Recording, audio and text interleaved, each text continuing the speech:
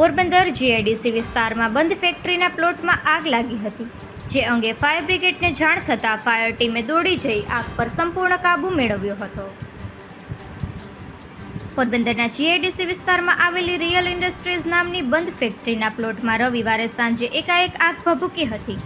પ્લોટમાં થર્મોકોલનો વેસ્ટ મોટી માત્રામાં હોવાથી આગે વિકરાળ સ્વરૂપ ધારણ કરી લીધું હતું અને દૂર દૂરથી ધુમાડાના ગોટે ગોટા નજરે ચડતા ફાયર ટીમના અભય મહેતાની આગેવાનીમાં ફાયર ટીમે સતત અડધો કલાક સુધી પાણીનો મારો ચલાવી આગ પર સંપૂર્ણ કાબૂ મેળવ્યો હતો. જોકે થર્મોકોલ સહિતના વેસ્ટમાં આગ લાગી હોવાથી ધુમાડો વધુ પ્રસરતો હતો, જેના કારણે ફાયર ટીમને પણ આગ પર કાબૂ મેળવવામાં મુશ્કેલી પડી હતી. આગના કારણે કોઈને જાનહાનિ કે ઈજા થઈ ન હતી. ફાયર વિભાગની ઝડપી કામગીરીના કારણે એક મોટી દુર્ઘટના ટળી ગઈ હતી. ફાયર અધિકારીએ જણાવ્યું હતું કે થર્મોકોલના કોલ્ડ સ્ટોરેજ બનાવતી ફેક્ટરીમાં સાફ સફાઈ બાદ નજીકમાં જ કચરો સળગાવતા તેનો તણખો થર્મોકોલમાં ઉડતા આગ લાગ્યા હોવાનું પ્રાથમિક અનુમાન છે.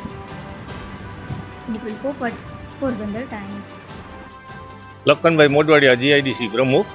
અત્યારે 5 વાગે રિયલ ઇન્ડસ્ટ્રીયલમાં અચાનક આગ લાગી છે, પણ કોઈ જાનહાનિ થઈ નથી અને પોલીસ, ઉદ્યોગનગર પોલીસ અને ફાયર બ્રિગેડ આવી અને આગ કાબૂમાં મેળવેલ છે.